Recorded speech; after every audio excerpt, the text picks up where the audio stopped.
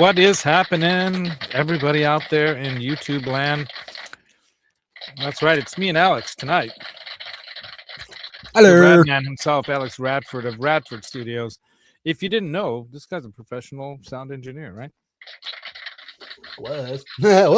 Well, I mean, if you've done it, you've done it. So you are. Yeah, definitely Just still because am. you might not be hired as one right now doesn't mean that you're not. It's like saying, well, I'm a skier, but I'm not skiing every day. Right. I'm a surfer, but I'm not surfing every day.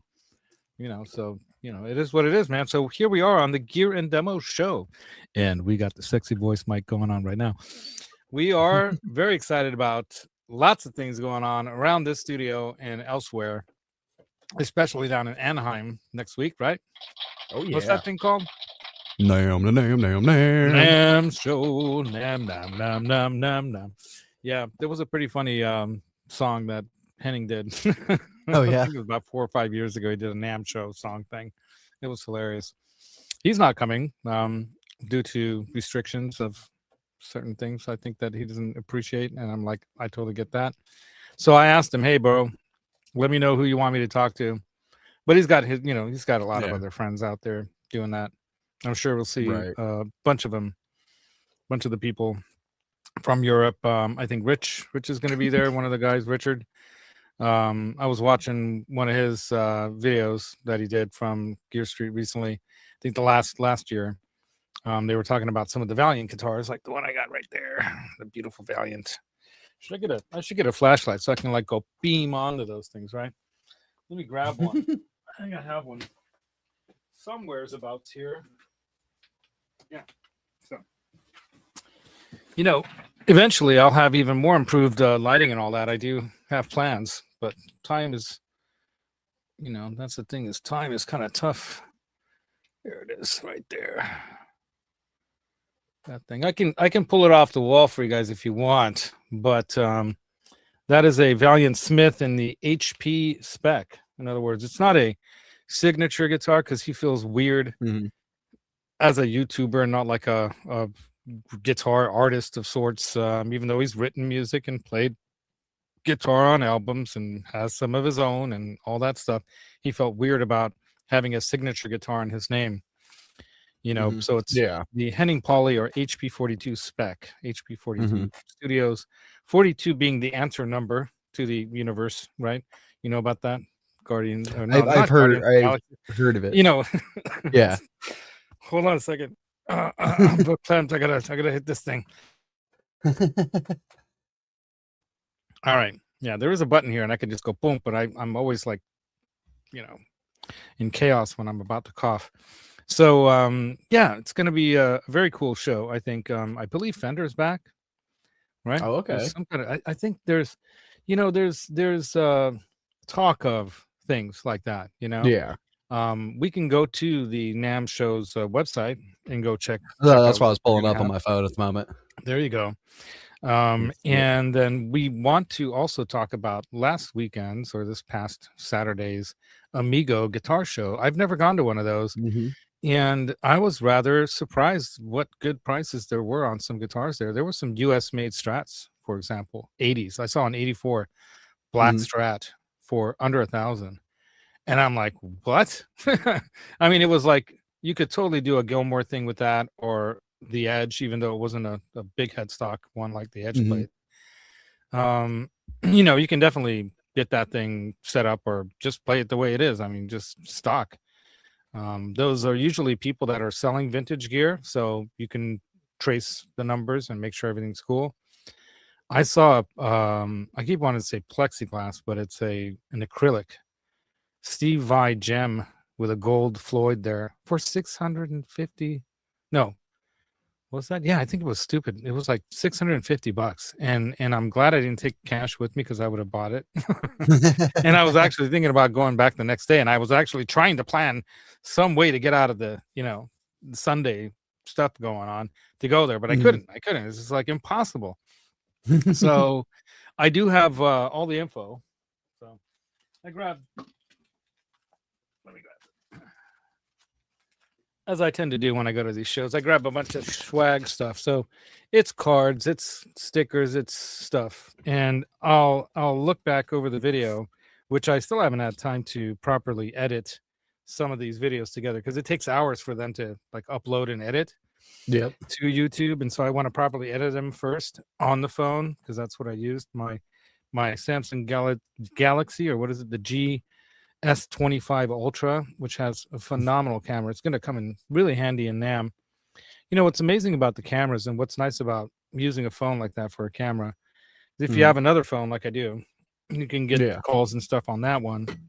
That one, you just turn everything off and the battery will last all day long. Whereas with other cameras, you can't just shoot all day long and expect it to last. So if you have an extra battery pack to go along with it, it's not that heavy as some other cameras can be.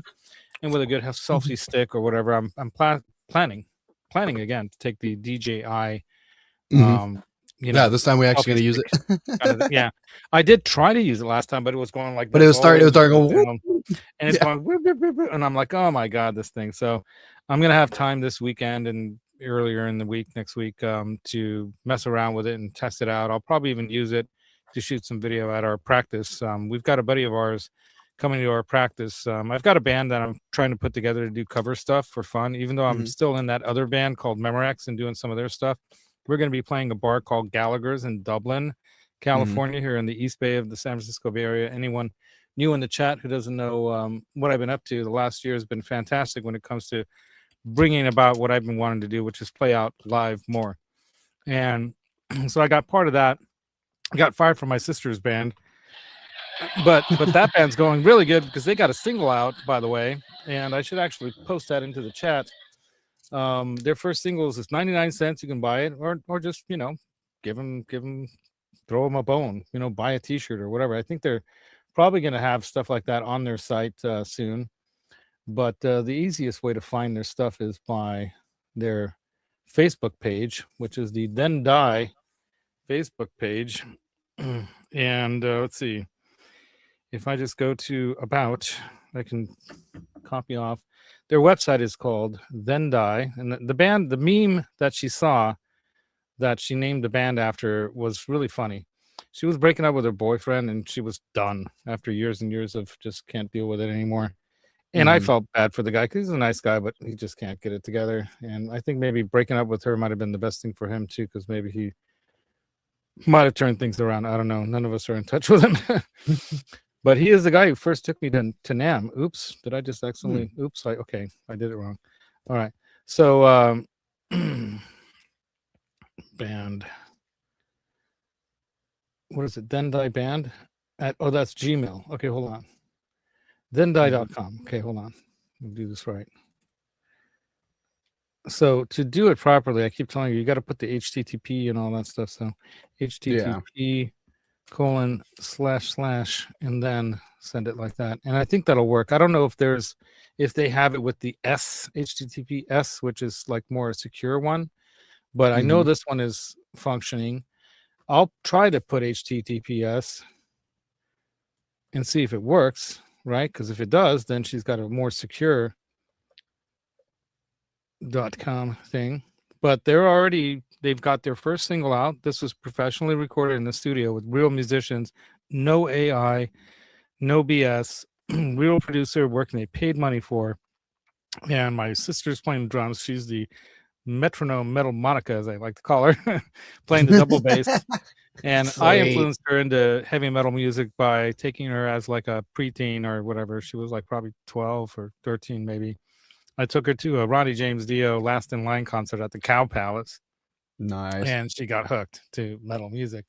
Prior to that, she listened to some of this stuff. But hey, what's up, Ben Tom, man? What's up, dude? What do you got to say here? Yeah, we're doing good, man. Oh, your phone's about to die. All right, be back soon. Plug in. Sorry, what were you saying, Alex? I was like, oh, Guy Fieri's doing a Super Bowl watch party at the Cow Palace. Oh, nice. Yeah, I think I saw a variety of shows. There's an East Bay get together over here where Montana's going to be hanging. You got to buy tickets to go to that one. But Montana, Jerry Rice, Roger Craig, some big time East Coast, because a lot of East Coast, East Bay. Yeah. A lot of these people live in Blackhawk. If you know where Blackhawk is, that is in the Tri Valley here. That's in Danville area. That's like the premier. That's like even though you took me driving around there. even though Atherton, Palo Alto, where Stanford's at, and that's for the techies, like San Mateo County, even though that's kind of high up in that region, there's Hillsboro also over there. That's way up there. But Black Hawk is a gated community with their own golf course, and I've done a lot of installs and work there as a tradesman, doing all kinds of craft stuff. So I've built everything from beds to, if you know what a ottoman is, I built custom headboards and all kinds of stuff. I've installed. My brother's installed. My mom was saying she actually did a bedspread comforter for Joe Montana back in the day. She actually did one for, oh God, what's his name? God, the other famous like Super Bowl champion SF Niners quarterback. Back in the day, the guy who wore he had the legs pantyhose commercial. You know who I'm talking about? So way before. Was it Steve Young? No, even way before Montana. I know, but then it would have been what? Okay, well, he was a Niner. He's a Jet. No, I think he became a Niner, didn't he? Nope. Always a Jet. Always a Jet. All right, let me look this up. I think Namath is from here, though. Joe Namath. Maybe that's why. Okay, let's see. Football career. Let's see. Sorry, guys. No. We went from Namm to the I know. Hey, this is Joe Namath football career. This is Bay Area lore here. So we got to. Oops. Yeah. All right. Two-time MVP, champion Super Bowl, New York Jets, of course, charismatic leader, blah, blah, blah, blah, blah. But I think he did come from the Bay Area, maybe, right? Where is he from? Yeah, I think but yeah, and he is Hungarian, by the way, like me. So you get the Hungarian, right? The Hungarian genes, man. You got a lot of famous Hungarians and all kinds of arts and sports. As well as, if you didn't know, my name Laszlo is after Saint Laszlo, or the King of Hungary, first one of the sons of Saint Stephen, the first canonized king of Hungary, and his father Arthur, or Arpad. And if you didn't know, the Hungarians came into the Carpathian Basin there in the Eastern European region in the early thousands, late 900s. I think King Stephen was canonized in 1997 or 6 or something like that. King Arthur, or Arpad, he brought in the 7 tribes of Hungarians to the region and took it over. It was easy for them. They were really good at fighting. If you knew anything about the Attila the Hun and what he did back in the day with the Romans, we know how prolific they were as not just fighters, or but very good leaders and smart builders. But they were nomadic for the most part. They went as far north as Finland and influenced the language up there. So that's why the language branch, according to the Europeans, they call it a Finn-Ungren language, because there's no other connection to anything Latin or nothing like that. They had their own language. It goes back to a form of writing that's like a cuneiform type writing that's called Rovás írás, and I learned that in Hungarian Scouts, how to write that stuff. So it's really interesting, the history. But King Laszlo was known for, in his day, to be the greatest knight of all of Europe. There was no one that could best him, and he was known to fight the fight of the day. Like, oh, you send one of yours, and we'll send one of ours. Yeah, and sometimes that would win the battle, if not for the day. And he'd never fail. And he did use a lance, and hence where the British stole the whole mythology of King Arthur and Lancelot. Laszlo actually is translated to Lancelot. So there's nothing about any truth to there really being an Arthur in England or a Lancelot from France. This was mythology built up on Hungarian history, but they like to steal our stuff. So,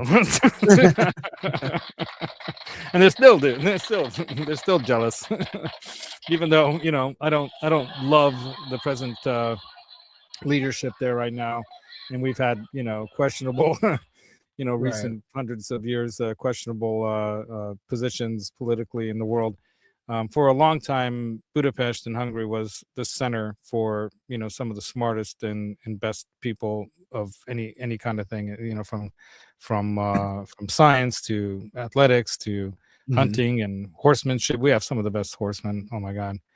Yeah. So anyway, bit of a tangent there, but I did want to share a little bit of my pride of my home country where my parents came from. They met here. We were talking about this with my mom during the Sunday show. I had my mom on talking about her experience here in America as a teenager, going through the era of Kennedy's being assassinated and Martin Luther King, all the authoritarian stuff going on then, how we're repeating some of that stuff now, unfortunately, and we're going to have to battle back against that, kind of thing again. I'm not going to get too political, but, I think we all see the leaves in the tea, as they say, right? So bottom line is my mom came as a young refugee from Hungary and had to learn the language and everything and help her parents with their businesses. And within 3 years, they bought a house.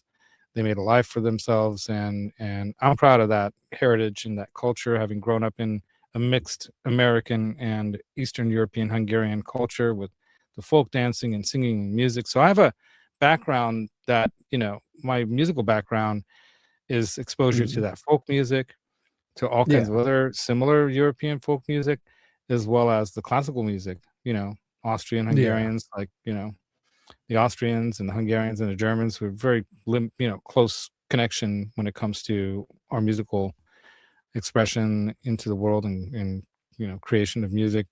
And so I like to share some of that. Yeah, so we're talking some more football stuff is popping up here, right? Jim Plunkett, I don't think he's Hungarian, but yeah, it was a great show, right, Piggy? You enjoyed that? Right on. Yeah. And by the way, I just want to give you guys a hint of why some of you guys have not gotten packages yet. I figured I'm so late with everything, and I've been so slammed with work at the property management here since hands changed in ownership. It just made things like my Christmas time off that I was hoping to set up my room here and do all this stuff. I didn't get any time for that at all. I had one free day that I got to have some fun with my friend Brent, and we went and just did a day of music. Remember that one? Mm-hmm. And that was fantastic. But outside of that, there was, when my sweetie got home from Peru, and then we were just hanging for those last few days of that weekend, and that was it. So I didn't have any chance to spend that time setting up my Guitar Mod Squad room that I wanted and all this other stuff, including this studio. I did do a few things in here, but not a lot. I do have some new, I have a new guitar hanger sitting against the wall right there. And put the light on that one too. Still have to put that up on the wall, but see, it's sparkly. Sparkly. That's right. Sparkly. My Squire precision bass sitting on there, or is it a jazz bass? Yeah, jazz. Jaguar. Jazz? Jaguar bass. Or is it a jazz? I thought it was a jazz. No, it's a Jaguar. It says Jaguar. Yeah, it says Jaguar bass. Okay. So my previously known as the intern Nick gave that to me because I got him a guitar when he first started out, and that's how I won that Telecaster that I have on the wall. And being at that Guitar Center, I keep winning musical stuff. It's amazing. Anyway, so yeah, let's jump right into it. So there will be a giveaway tonight, you guys, just so you know, at the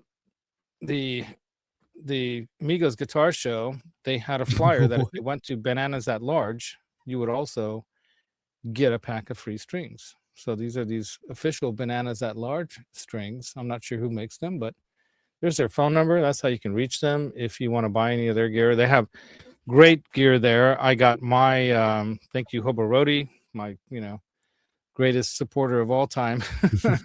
Hobo Rody was the one who got me that Marshall amp there, and I have this JTM. You've played through it, right? That JTM offset. Yeah. That even on low, it sounds great. Can you imagine that in the sweet spot? I've got to take that over to my brother Andy's place. We played through the orange, didn't we? There's the orange and the but I Fender think last that time. thing. I think maybe last time, but I know you've been in here before, haven't you? When we had that on, or no? If not, we'll plug it in because I've got that Mojo tone cabinet with creambacks in it, and we can plug that in. That'll sound pretty freaking sick.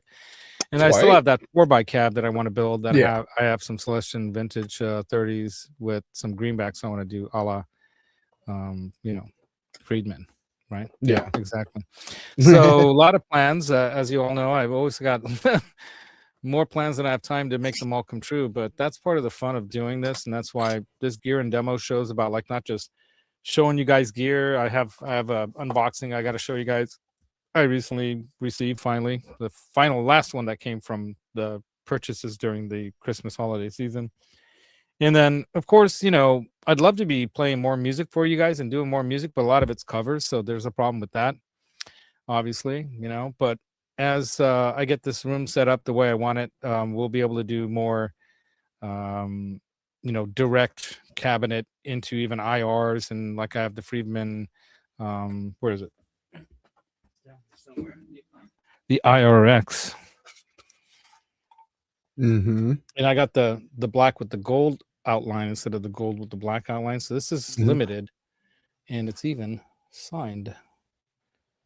So that is Friedman's signature there. So this is a pretty cool device to plug, you know, into through, say, some kind of a, I don't know. I'm thinking about buying that new Fryette device. There's a new Fryette amp switcher. It's not an yeah. And I have an attenuator, and I think it'll be fine, but I might upgrade the attenuator as well to a Fryette. I might want to just go all high end like that, because I'm going to be doing a lot of recording into this SSL setup here, and I'm hoping to do recording of people like you. You can come over and we'll put your album together. We'll put my album together. We'll put Brent's album together. We'll do, like, you know, anyone wants to do something, you know, of their own, we'll bring it in here and we'll make it happen in the coming years. And that'll be super cool. Including this guy, Johnny Bean. That's right. Johnny was like, he's wanting to get in a band too. So, you know, the thing with him is there's probably a lot of musicians in that part of the Bay, or, you know, in Santa Cruz. And you got to find some Santa Cruz people, dude.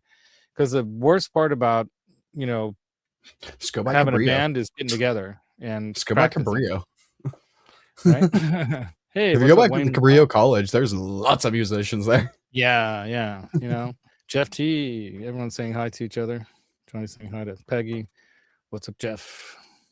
Yeah, I think I saw Barry Rich in here. Dude, did you get your present? I gave it to Johnny to give to you.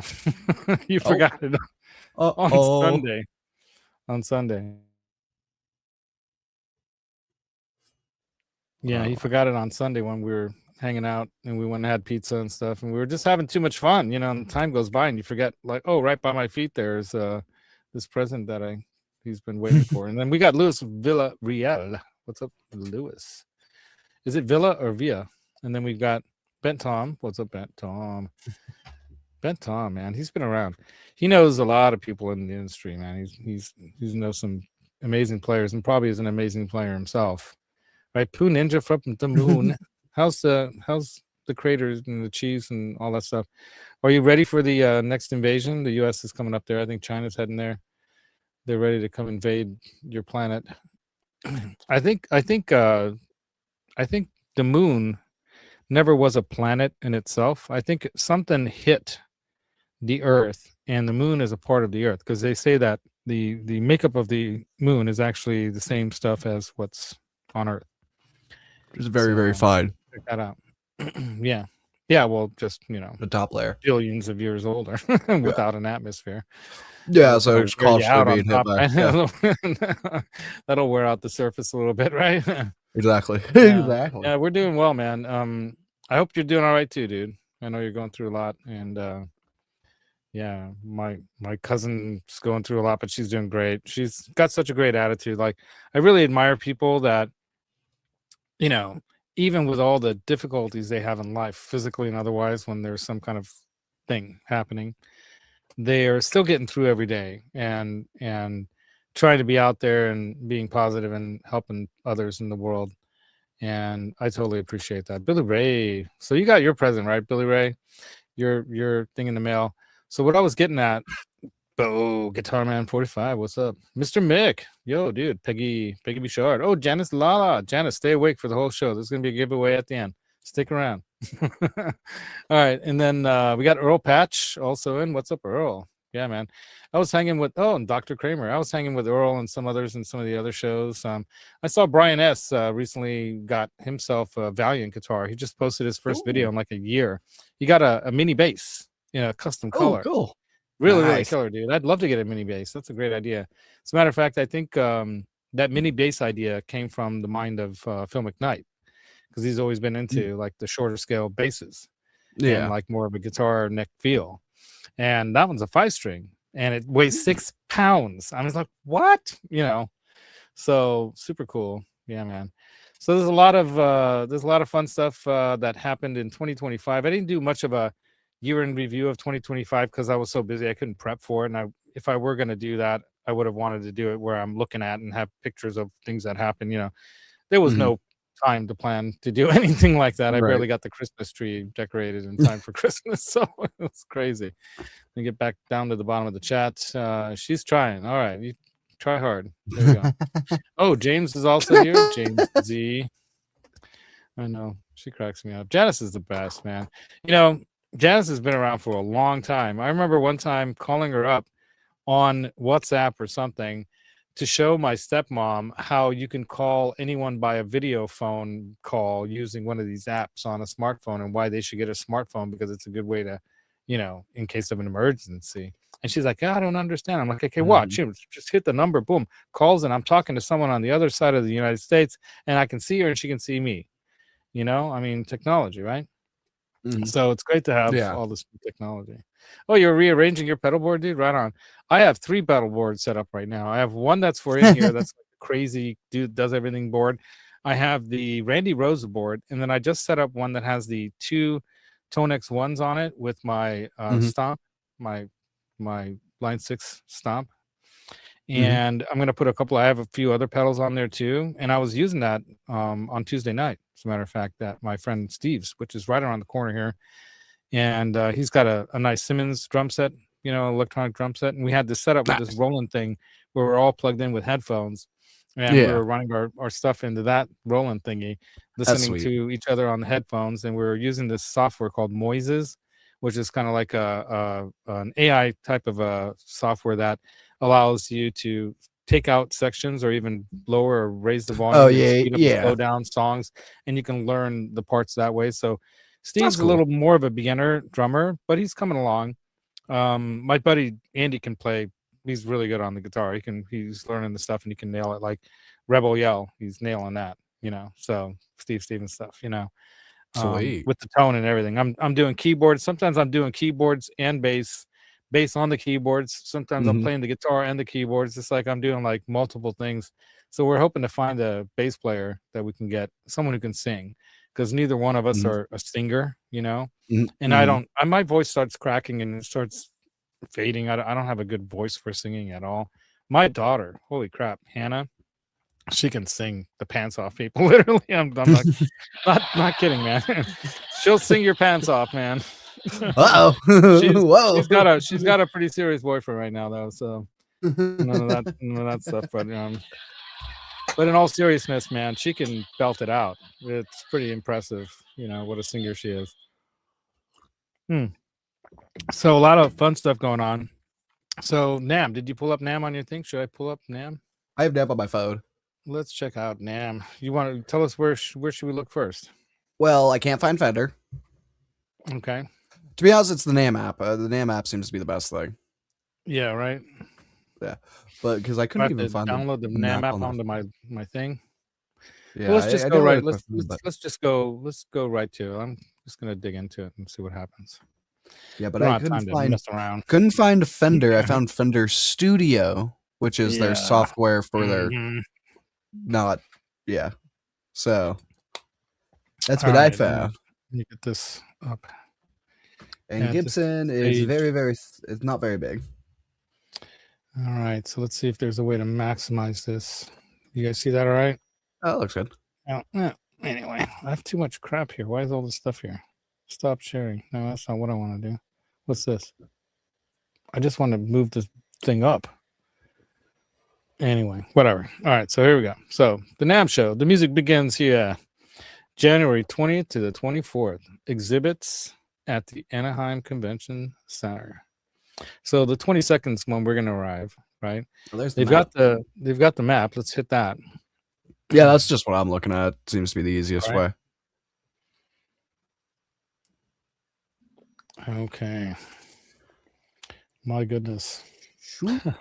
I can tell you how it all is. That main one, so to the right, yeah, so that's like the main building there. Yeah, right here. Yeah. Yeah. That's all the right. 4. So they usually have a list somewhere of all the vendors, but usually to the left side here is where all the guitar stuff is, right? Or is this the pro? Yeah, that's correct. So this is it's the left side. showcase. Yeah, left side. Yeah, and then we've got, this is usually where we would enter over here, this entrance where they have pretty the, much big stairs. Yeah, that's the stairs. And this is where the escalators are that go up and down the place, like up and down. So if we do that, see if I can do that tilt thing again. How did I do that? Oh, anyway, it was cool when I was able to do the tilt thing. And it won't let me do the tilt again. Anyway, so here's the main entrance area here. Let me see if I don't have a way to pointer it, but can you see my pointer when I'm scrolling around? Yeah. Okay, good. All right. Here's my pointer. So there are various different entrances here. You can go through these various different doors, and you see these little lines here. Tons these of are doors. Staircases, or like these are like escalators, right? Yeah. And then, like, for example, this front section here, the Idea Center, that's where they'll have like some kind of talk about something, some educational thing. Then over here, you know, VIP program, they'll be talking about stuff and having awards, and they're gonna have awards. They're probably gonna do another award show. The member center over here, then bathrooms, of course. The MIDI showcase, that's where all the keyboards are and stuff. And then I hope they have that John Lennon that Beatles bus thing that he had. That was cool when they came to town. Oh yeah, they had that in the back area over here. So but look at this, the influencer. Oh, there's the sideways thing. That's cool. See, I like that. So there's the Influencer Center by Namm, JBL, and AKG. JBL, Biodynamic, right? MIDI Association, if you're into MIDI, if you're like a keyboardist like me. And, you know, even today, a lot of guitarists are using MIDI pedals and stuff, right? Nord, On Stage, all the rack stuff and all the, like, you know, hold your gear. Basically anything you want to hold your gear, right? Keyboard stands to lighting fixtures, Hercules stands, you know, all this stuff is over here. This is very cool. Yeah, it's Shop the Panic. Stop the Panic. Okay, I thought it said shop. Yeah, the John Lennon thing's like to the right in the white, actually. Is it in there? Yeah. Yeah. Where is it? John Lennon Educational Tour Bus. Why can't I see it? It's to the very right in the white. Way over. Oh, okay. In the white. Because remember how they have that like one little like extra room? This is section over here. That's right. Yeah. And there's like food court all around here too. Like that's what it was. And this is a different entrance. So that was cool, you guys. They actually were using the same stuff that I bought. So when I saw that, I'm like, okay, I did the right thing, you know, but of course they're British, you know, so they're going to use SSL, you know, but definitely cool stuff. So this year, last year I had a great time, but I spent almost a whole day hanging out with Paco because, dude, I love Paco. He's one of the coolest dudes. So he's with that band Blast, right? And he plays guitar. He's an amazing guitar player, and he can do the Van Halen stuff. You know, it sounds like it's Van Halen, really. So, you know, you got all kinds of stuff going on here. A lot of electronics stuff, and you know, Chinese and whatnot. I don't think they're gonna have the basement ever again. So if you guys know from old time Namm, you know about old time Namm, right? Tell them about the basement, Alex. It looks to be it's going to be registration. Good, because you don't want to be down there for long, because that's where the thrax usually started, right? Okay. Yeah, I mean that one year. Yeah, I mean I liked the basement last year. Last year was actually kind of cool. That's right. They did have some stuff down there, didn't they? Yeah, you're right. Yeah, they had some cool stuff. They were doing some giveaways down there and stuff. So I mainly was down there the last day. Band equipment stuff. Oh, GNL cases and whatnot. Oh, GL cases. Okay, I thought that was something else. GNL. It's not GNL.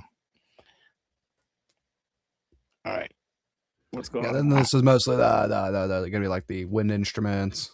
Yeah, right. Selmer is like, you know, they make saxophones, stuff like that. So here's the drum section. Now, this is where you don't want to be when, you know, you want to stop there. Save your ears, you know. There's a face. I'm gonna send up one. You're guessing? Yeah. Dude, I'll send you. No, I'm gonna send you a Facebook link. We can get another free pair. Oh, awesome! Those are great. By the way, they'll cut like somewhere around. I'm trying to do the thing again, and it won't do the angle thing again. There it goes. Okay. So, what's cool about Eargasms is they will cut the dB by like 9 dB, but it saves all the high end and mids and lows, so there's no loss of tonal frequency. So they're really well designed and made. They're great for that. So this is where they have the newsstand. Now this is a great place to go when you're having lunch or whatever. Is usually right here. You see the kitchen to the right. Yeah, to be honest, because it wasn't that loud there when we were talking to Steve. That it wasn't that bad, but there just weren't a lot of people hitting the drums at that time. And just watch out when some of those drummers start testing stuff out. But that cafe area there's this outdoor patio, and that's where we like to hang. So, nice. You want to catch us during lunch if you're there, look for us here.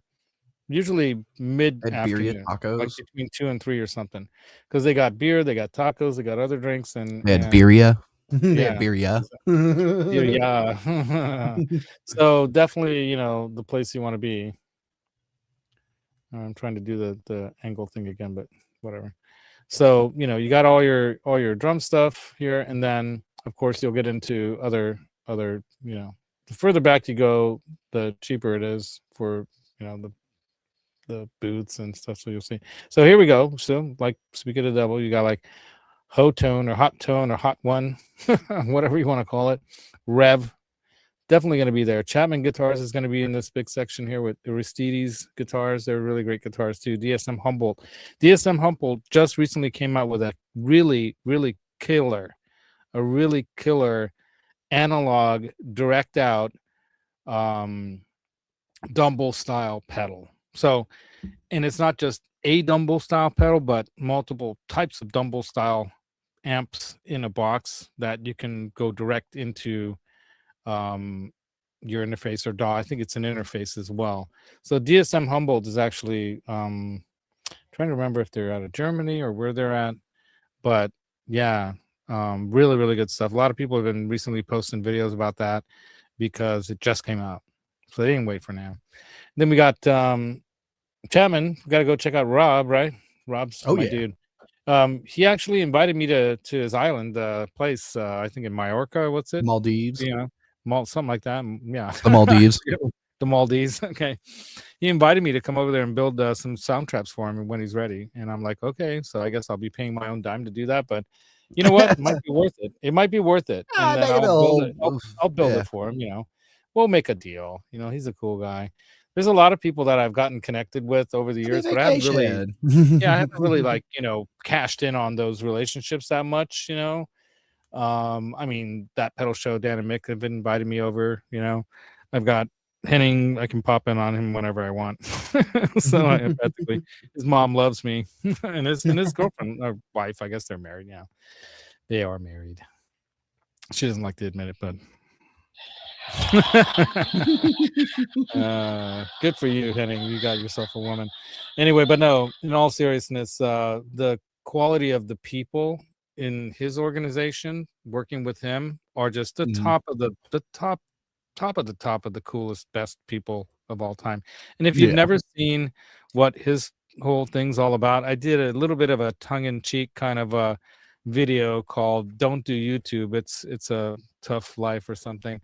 When I was there, because actually that day is when I think it might have been the next day, but the day before, I found out my mom had a heart attack and was in ICU, and that was the only info that my brother decided to post when I'm out of the country, and I'm like having a heart attack myself, wondering, do I have to abandon the family vehicle that I drove from Hungary all the way to freaking Germany through Austria and everything, and abandon it there, at the airport or somewhere, and fly home and force them to have to go pick it up somehow or whatever, because I thought maybe she's at death's door, and I'm like, I've gotta, anyway. So thankfully, by the end of that day, I did get the message, and that was the first day of his event. So I was out of it. I was not in my right mind. The next day I was a little more kind of trying to relax, feeling a little bit better about stuff. And I did that silly video, and I got a little, shit from some of the guys there because they're like, hey man, it is hard, doing YouTube. And I'm like, I know. He's like, yeah, but people won't get it. I'm like, well, they should be able to. And if they don't get it, then F them, because, YouTube, I mean, I think people take this stuff way, way, way too seriously. And that's what I love about Henning and like Johnny Bean and other people like that are not, even though they take their job and what they do seriously, don't get me wrong, they're pros, right? I mean, Henning's a pro producer. He produced, what's his name? The guy who sings with, oh God, what's his name? Sebastian Bach. Yeah. I was literally like, he hates that guy because he's such a pain in the ass. He hates that guy. But one of the ways we'd always tease Henning is if we'd start playing one of his songs, and he'd like, oh, I hate you guys, because we'd mess with him. But some great guitars here. We got Shark guitars. That was one of my biggest, most watched videos on YouTube. The Shark guitar video from Guitar Sentiment. I think a couple thousand views at least. And I've had some other several thousand view videos, nothing major like millions of views and all like that. I'm not that big of a channel. But Shabbat guitars, man, talk about some of the highest level stuff, those guys. And then, of course, Novo. We all know about Novo out in Nashville, right?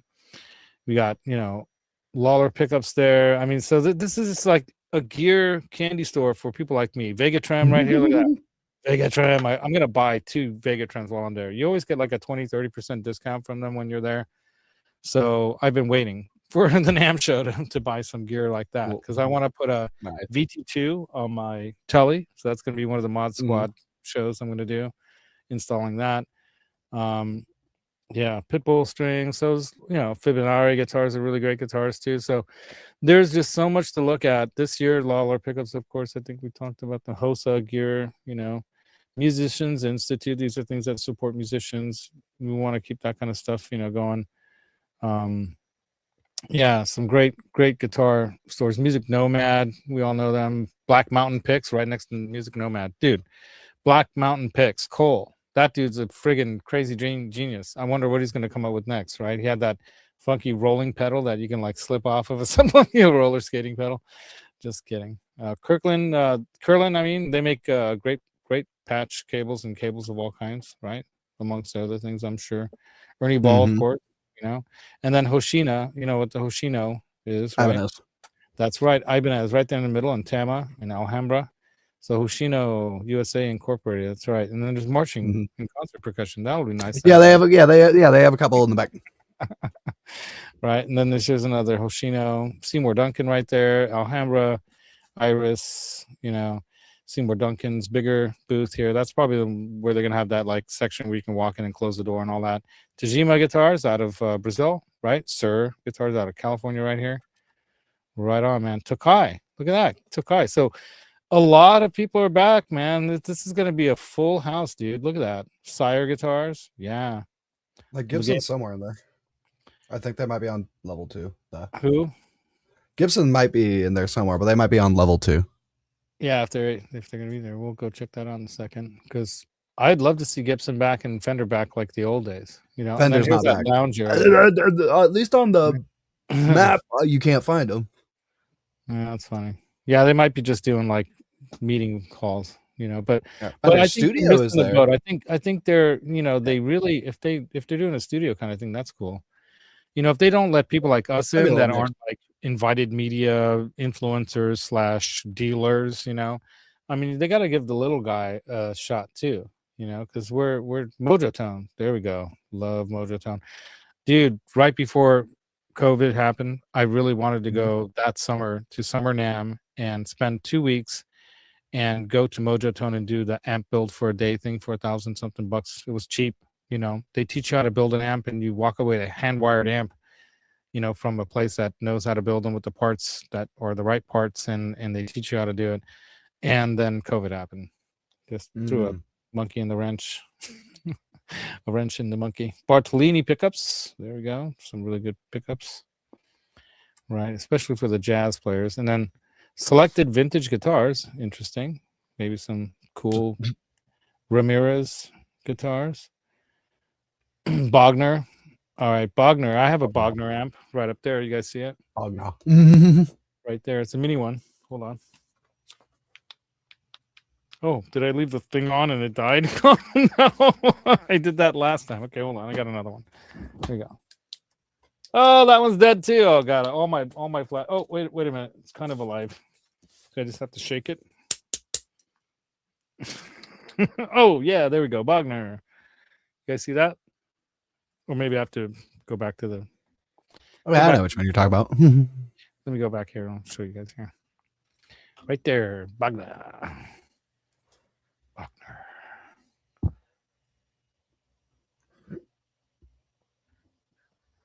I'm trying to get the letters to show. Okay, kind of shows. All right, whatever. I got the Friedman, I got the Bogner, I got the Diesel. The Diesel. Is it Diesel or Diesel? All right, go back to this. So I mean, and because I'm a keyboardist, I'm definitely going to spend some time at the keyboard section again.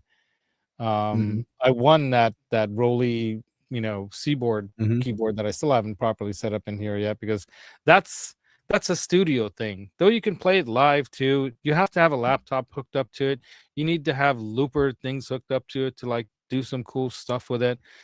I want to do that, but I want to have it set up right in here, and that's why I took this like little platform right here that I built for like some live show stuff, because that will sit right on it here too. I've got my Juno, well, no, not my Juno, that's my Bureau 9 performance keyboard up there. That's what I've been playing out with lately. Oop, I'm about to cough again. Hold on a second.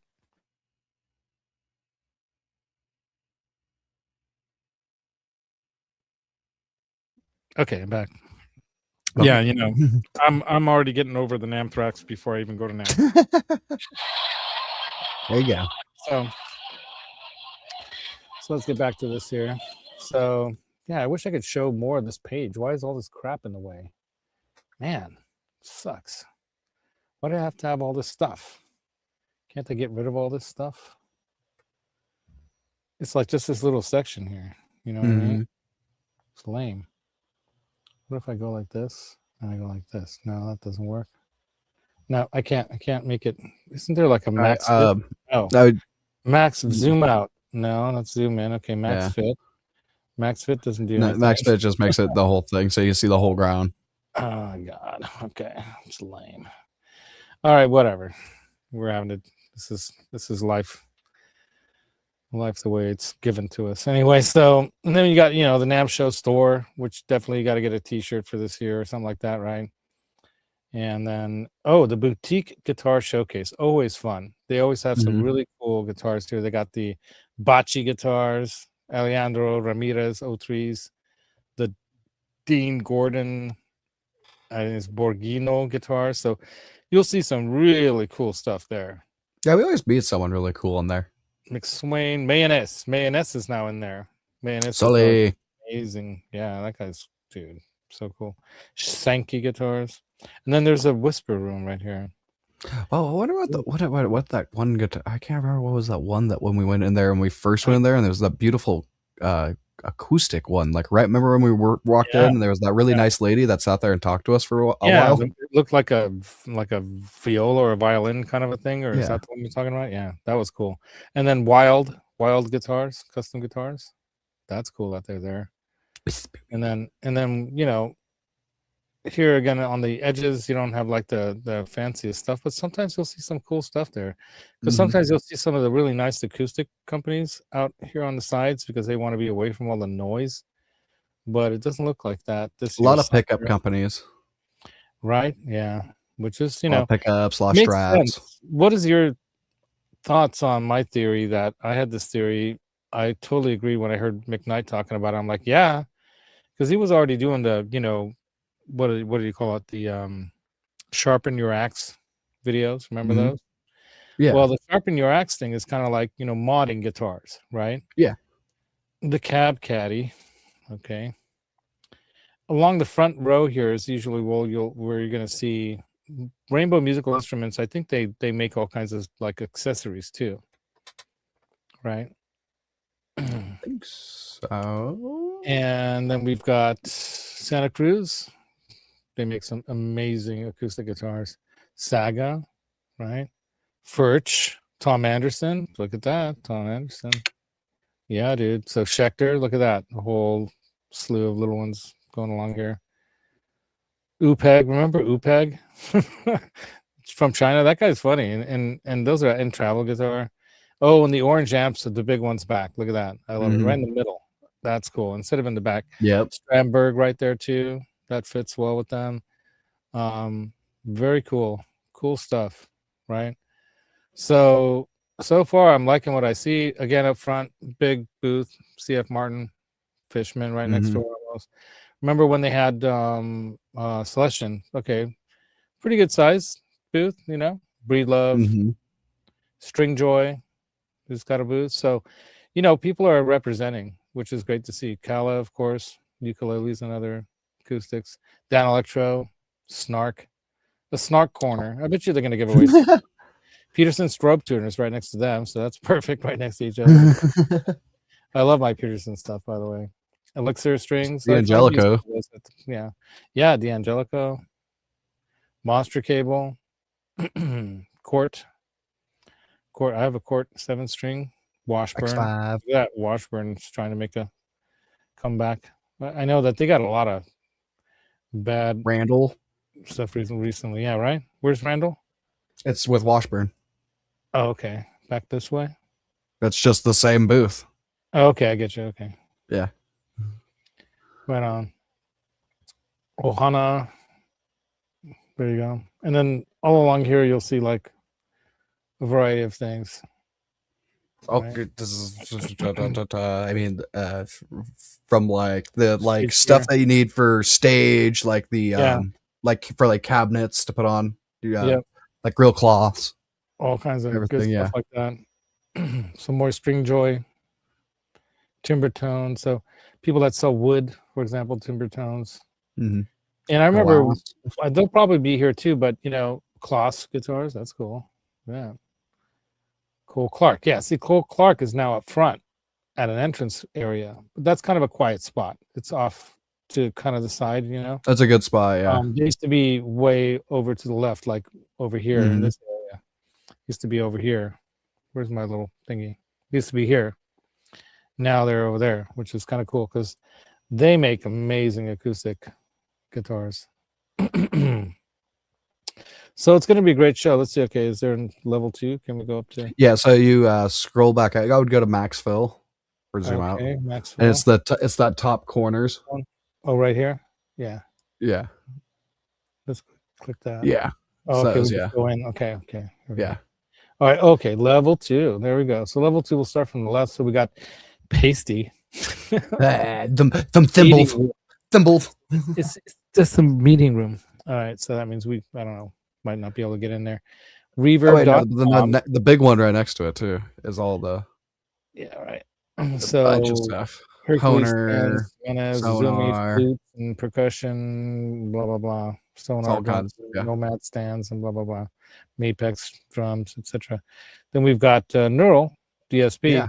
Now Neural's bringing it that. this year, man. They really big room.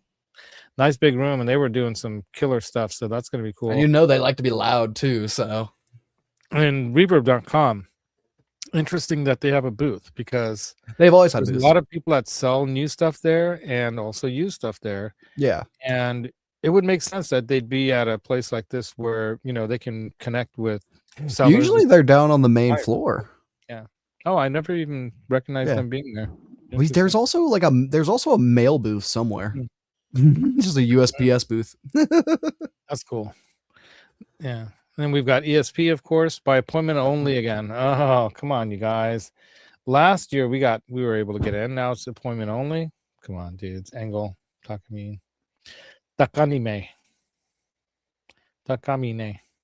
And then we got exhibitor private meetings and whatnot. And then PV Electronics. That's going to be cool. They were, dudes, I'm telling you, man, I've got a couple PV solid state amps I've been using, a keyboard one and a Red Label bass amp, a 115 TNT bass amp. Thing weighs a friggin' ton. Damn, sounds good. I even played my keyboard through that thing and it sounded great. Taylor, of course. All right. Oh, Peggy, that's what the tote bags that every booth gives you for. Oh, by the way, so I was going to say, those who've been waiting for a package that haven't gotten them, especially I sent out packages to people that are new to the channel right away that were more recently won.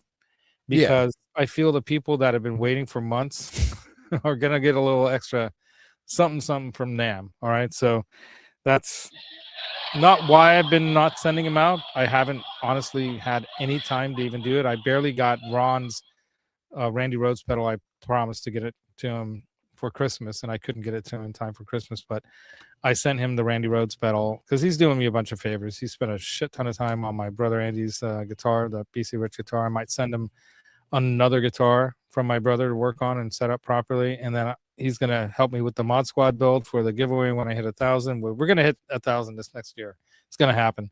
And then not only that, but we'll do other fun giveaways as I get more connected with people. I'm going to try to get in with some of these people and say, hey, can we do a giveaway of your stuff and let me demo it and whatnot? And we'll see if they'll care about a small channel like mine. But, you know, I've been making friends. Somebody's got to give me a break at some point, right? So, oh, look at that. That's right there. Look at that. Gibson, Epiphone, Kramer, and Mesa Boogie. So right it's on, also right?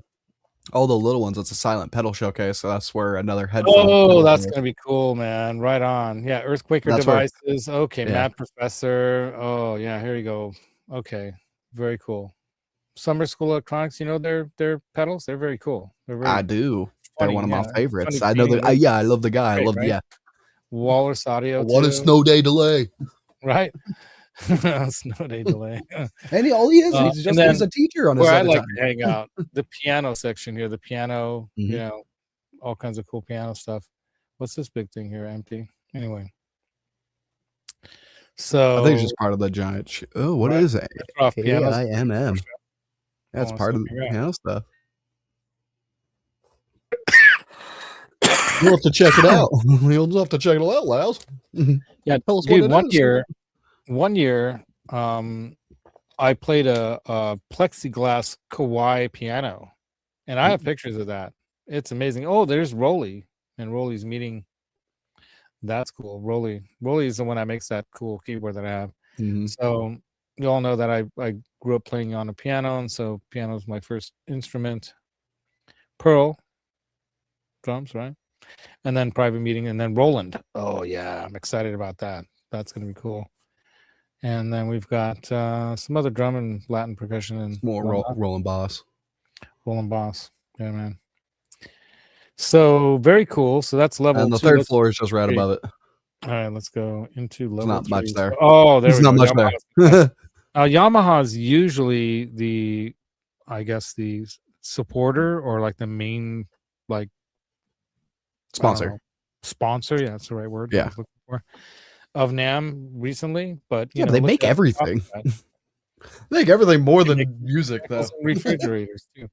You got Yamaha, Boisendorfer, Cordoba, Guild, Ampeg, Line 6, Nexo, and Steinberg, all up there, level 3. And you know, Boisendorfer, if you don't know what those are like Steinway level or better, German made, I think, pianos. Amazing pianos.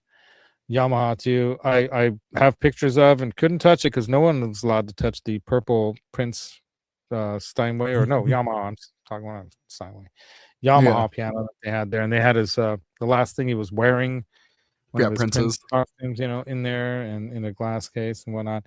But yeah, Line 6 now owned by Yamaha, so that's why they're pumping out the kick-ass stuff because you know they've got a brand like Yamaha behind them, and they know what they're doing. They've been doing killer outboard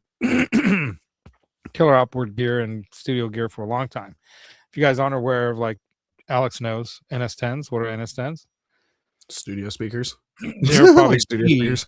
The studio monitors, especially in the 70s and 80s, for, you know. Well, people still love them. Yeah, because you know they are a thing. They do, you know, but do you still get it with the same exact parts? I don't know, but they're unique in that they really did represent all the stuff you wanted to make sure wasn't in there. You know, that's what they were good at. They sounded like not like crap, but they showed you what sounded like crap in your mix, and that's what was good about them. So that's what we had in our studio in the 90s. We had a pair of those and some JBLs. We even had some PA speakers in there, so we could hear what it would sound like out of a PA speaker. You know, because sometimes the bass is too much, or something's missing, or the hi-hats or the high frequency stuff is too much. And so you listen to it in a car, you listen to it on a little radio, you listen to you listen to it on everything. Now you got to listen to it on these stupid things, phones, who knows what kind of crappy speakers you're listening to, or earbuds or whatever. Those Beats things, for example. Sorry, man, but those things suck. Oh yeah. All right, so let's check out the Arena Plaza here. So now this is more studio stuff, like Blackmagic. They make cameras and studio mixing equipment, camera switching kind of stuff. Warm Audio, of course, you guys probably know about Warm Audio. Some of the best studio gear, and they're making some cool pedals lately too for guitars. Sonar Works, Austrian Audio. They make some really, really great mics. DPA. Let's go a little like this. All right, Genelec, of course, some of the most expensive studio monitors that you can buy, but probably some of the best. Avid, of course, you know Avid. Of course. All right. SKB cases. Now, I wanted one of them refrigerator-sized SKB cases back in the 80s, and I couldn't afford one, so I built one myself. But unlike, sorry about the cough, but unlike the SKB cases, mine weighed a friggin' ton. And my friends joke because I had to bring like a like what you would take a refrigerator around with, a big dolly like that, And I'd get it in and out of my station wagon, or at the time my uncle's van, which I now own, the Franken van. And I had it just full of synthesizer rack stuff, and I had one drawer in it that had like stuff that you need for cables and whatnot. But it was cool to have that, but it was stupid to have it because it just weighed a ton. But it was cool to roll it up, if you're doing like a show or you're doing something, I roll that thing up and people are like, oh, this guy's not messing around. I actually had get this. I do some weddings. I've done weddings for people back in the day, and I do background sound, like music for like during the dinner time or whatever. And guess how I put on like 4 hours of background music or 3 hours of background music? How? Guess. What tape can you put stuff on that lasts that long? You can even go 6 hours. You can even go up to 12. What? I'll give you a hint. It's used for video as well. It's like VHS? Yes. It's like, I know, but I'm like, you can record, high fidelity audio on a VHS tape, and you can have a variety of different styles of music. So I had a variety of different styles of music, from classical to jazz to dinner, music, whatever, pop, Muzak stuff. And depending on what they wanted, I just, go to that section and let it play for an hour or two. They loved it, man, because it's like, what do you have, some jazz? Go to there, have some jazz. So it was a really cool way to have everything just on one tape, and then I had a backup just in case, But I had like a VHS player in that rack. So you got to be, creative sometimes, right? Yeah. So Audix, of course, great mics, and there's Moises. That's the software we're using with our band right now. I actually came up with a new name for a band. Tell me what you guys think. We're really close by to the Lawrence Livermore Laboratories, right? Famous Lawrence Livermore Laboratories, where they have a giant hadron collider. They actually have one of the, if not the heaviest element that they had to make, but it's an element that they made called livermorium, and it's super heavy for its little size.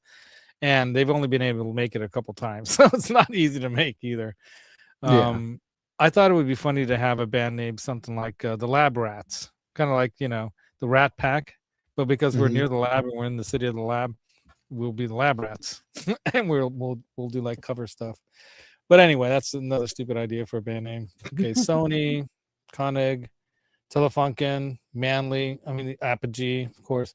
If you guys know studio recording, yeah, go for it. Nutrix makes really great connectors. Burl Audio, I'm not aware of. So there's stuff to learn that I haven't learned about. I don't know some of these. Violet Audio, know nothing about that. But this is what's great about going to Namm is you'll learn about new gear that you otherwise may never see. And that's what it's all about. For me, I'm a gear nut. As you can tell, I can't stop buying gear, even that I don't need, but I get it. Little Labs, I've heard of them. Yeah.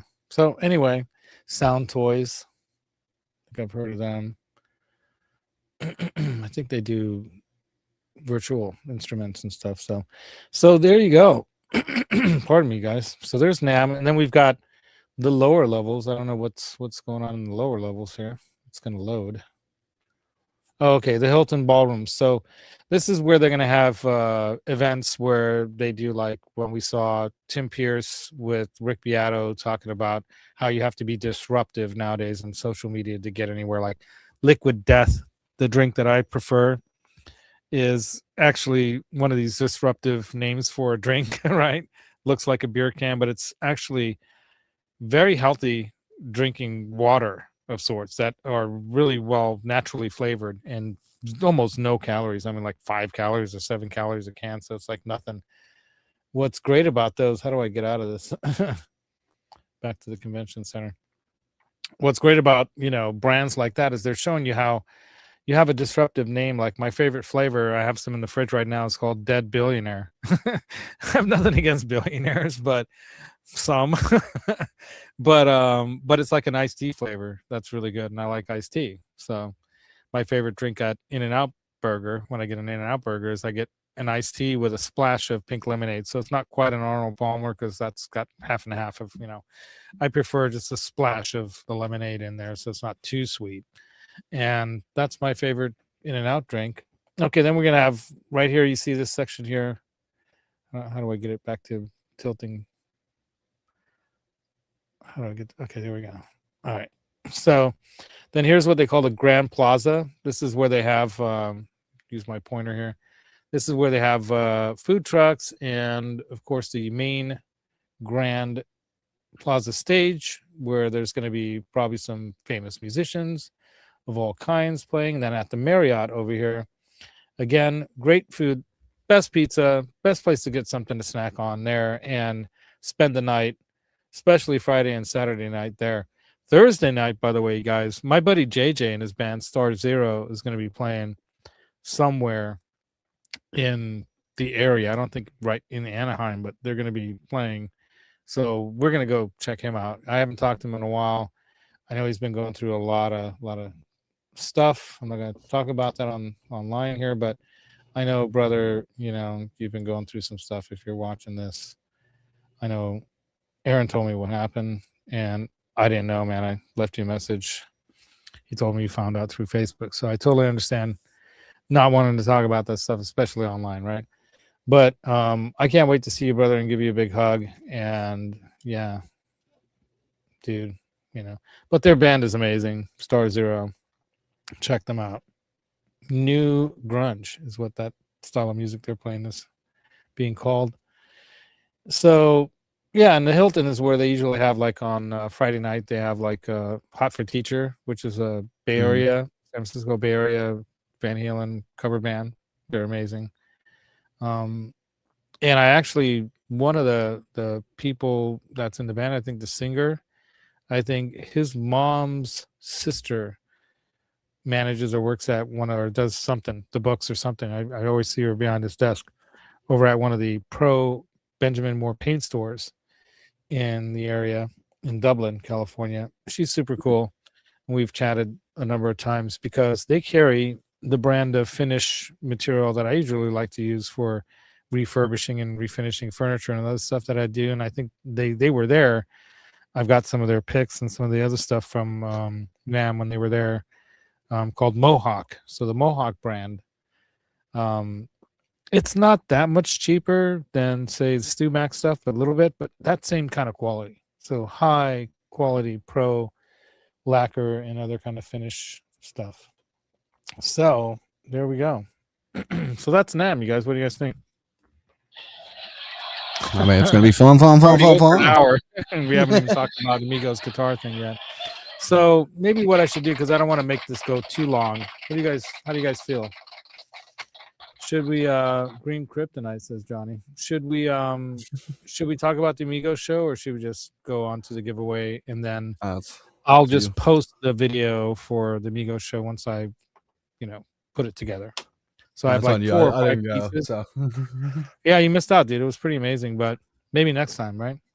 Yeah. By the way, my sister's going to be playing up in Orangeville at the Broadway. At the Boardwalk? Boardwalk, that's what it's called. Sorry. The Boardwalk. My sister's band. Ooh, yeah. I just knocked over my slide. Then Die. She's going to be playing up there with her band. They've got their first single out. Let me post that again. Check it out. It's http / where's the slashes on this thing? Everything has their things different places because now I'm used to using a keyboard on my phone and it's in a different place than where it's supposed to be, right? Thendie.com. You just click that. I'm gonna test it out. I'm gonna click it. You just click that and it'll take you there, I believe, and you'll see the song down below. There's a little play button thing. Yeah. Let's see. How do I find it? Then Die. See, when I just put Then Die in, it's hard to find. You mean the show? Well, like their song. No, you mean the show right here? Yeah, that's the show. Yeah, exactly. So if you're in the area, if you're in the Sacramento area up by Folsom Lake or, Camden Park or whatever, Cameron Park, anywhere around there, come to that show. It's going to be a great show. They're one of the bands that's playing. All right, let me just put it into here. Then Die band. Die.com. If I just do that, it should pop up. There you go. Okay, so it should look like that when you pull it up. Then Die. Right? And then right below, you'll see a little play button there, and you can hit that song. So here it is.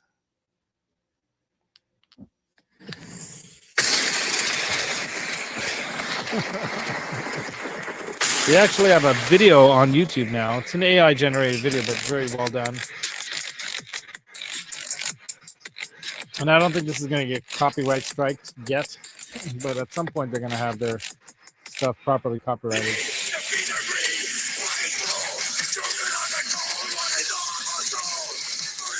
It's heavy.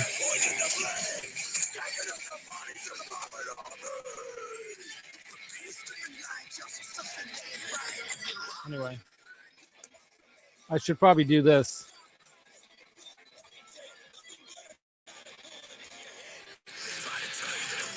Is that better? Probably better, right?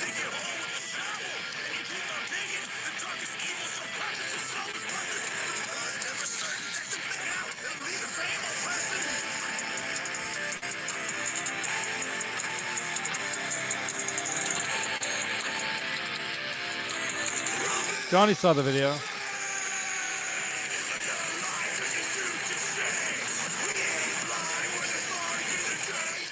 Anyway, gives you a little taste of my sister's band, Then Die. Right on, Monica. Metal Monica. Oops, wrong button, Monica. Sorry. I meant to hit that.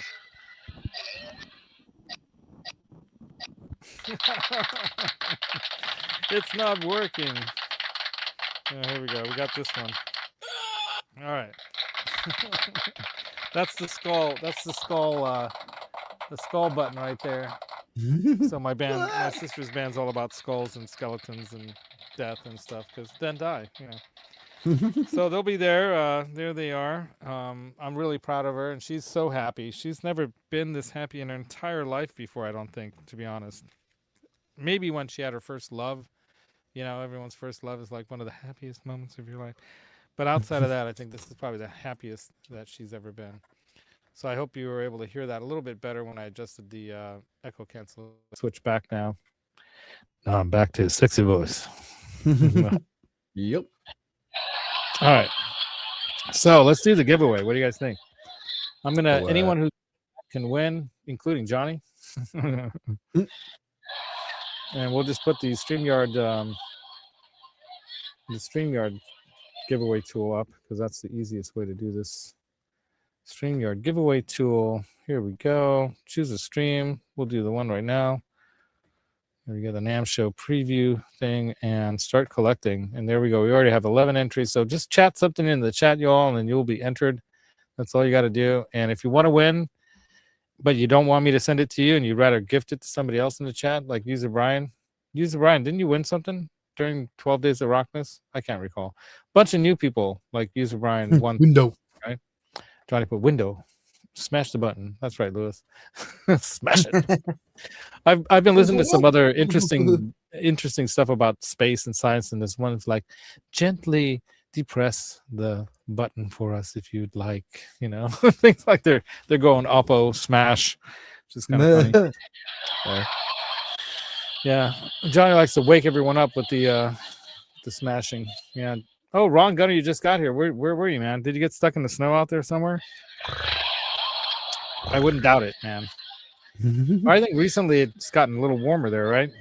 I don't know. It can change on a dime, though. Let's see what's the temperature. What's it like out there in Ohio land, right? Let's see. Channel, the weather channel. Let's go Shady Side, Ohio. See if they even give you weather for there. It's probably a little town, right? Shady Side.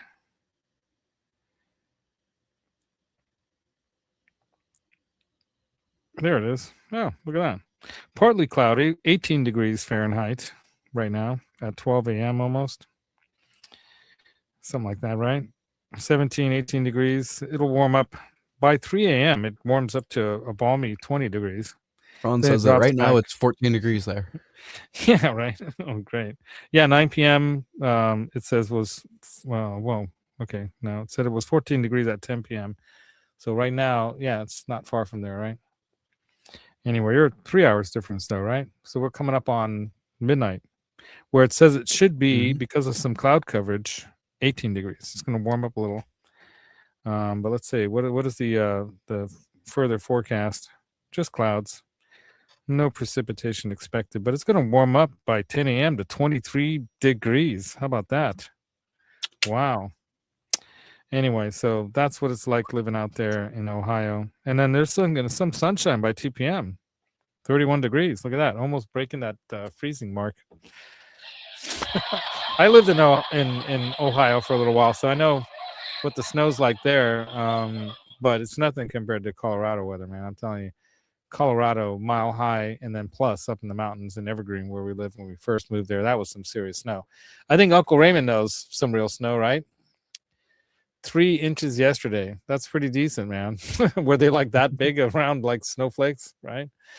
Dollar size, like silver dollar size snowflakes. I've seen snowflakes that big. I've seen hail the size of golf balls and bigger. Snow, like some golf ball size ones, but there were a few times there were like softball size hail in like, what's it called? Lakeshore or Lakeville or Lake something. I forget what between like Denver and what's that area called? Between Denver and why can't I think of that town where Colorado State University is? We had a house there. I worked on that house for a couple of years, man. Anyway, Boulder, Colorado. It's like a big rock. Anyway, that's where I saw Randy Rhoads, man. Yeah, 12 degrees there. Yep. So yeah, it's almost midnight. Yeah. Oh, you were supposed to, or you are supposed to. Okay, had some today. Right on. Play an Amigo video. Should I? All right, I can do that. I can't. I don't have anything uploaded, so I can't play it properly. But I can play it in the background here while you guys continue to comment, and then you can win this pack of strings from Banana at Large Guitar Store, Music Store, which had a flyer for a giveaway of strings if you went by there during the Amigos show. So let me pull it up on my gallery. All right, here we go. All right, so I can go on Fast Mo, but I don't know if you guys know where this is at, but there's this famous building, and it is the Marin County Civic Center. And this is world famous because this was designed by, okay, people, this is going to be a test. What famous United States American architect designed this building? Johnny, you can't answer because I told you. It's famous. It's not Billy Ray. It's not Octopus. Even though Octopus here is a pretty smart guy. I think he can design something like that. Let me give you guys another view.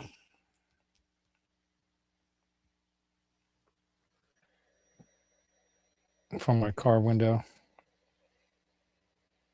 Just as the sun was setting. That's right, Ron Gunner. Ding, ding, ding, you win. You won a Randy Rhodes pedal. All right, let's go ahead and bring up the giveaway tool for y'all. 15 people so far have entered. Share that screen. Let's share that screen. There we go. And just click on that. There we go. Now you guys can see that. Just 16 entries so far. So you will win this pack of strings. And if you want to wait till I'm back from Namm, maybe even some Namm swag. How about that? Oh, Ron says his pedal will be here tomorrow. There you go. And as a matter of fact, the Namm swag thing is going to be an extra part of your package if you've been waiting for one of your packages from me for like a half a year or whatever, or from some of the people from the 12 Days of Rockmas. And that'll be great to be able to give you guys a little something extra from there, right? So, yeah, man, right? Yeah. So there we go. When should I hit the button? What do you think? And, oh, by the way, I got to show this too. So I'm wearing the Whiskey A Go-Go shirt because my sister is going to be playing there too in March. I think on the 21st. I think. Blues Cup. Let me see if I can find that. And I can give you guys a date if you're down in the LA area. And I'll show the video in a second, Johnny. Hold your pants on if you're. I saw a picture of Johnny there too. I got to show you guys that. That was cool. I knew that they would probably have that. When I saw that book there, and I'm like, oh my God, they got to have a picture of Johnny Bean in there, right? So I went scouring through all the pictures, and there he was. Young Johnny Bean. All right. Can't find it. You know what? Oh, it'd be in screenshots. That's why. Yeah, there we go. All right. So here you go. The Whiskey A Go-Go show on March 21st. March 21st. Then Die. If I can get it to focus. Come on, focus. Damn it. Damn, it's so hard to get these lit screens to focus. Get focus on it. There we go. Whiskey. Come on. Nope. Doesn't want to do it. Just won't do it. Okay, anyway, so 21st of March, it's a Saturday night. There's going to be some other bands. They've got something called Love Hate featuring Johnny Love, Derek Day from the Classless Act on vocals, Marty Wilcox of the Hypnotic Drums, and Steve Unger from Metal Church on bass. Then we've got Then Die as the second band at the Whiskey, and then some other ones. So that'll be cool. Cool show. Last time I was there, I bought this, and I bought some other cool deal swag stuff. So it's always good to get swag from a place like that too. You get like little shot glasses or matchbooks or whatever you get. There you go, man. And you can get all kinds of fun stuff. So what does Namm? What date? Oh, I think officially for media like Johnny, it's Wednesday. And we have like educational and other like member stuff involved.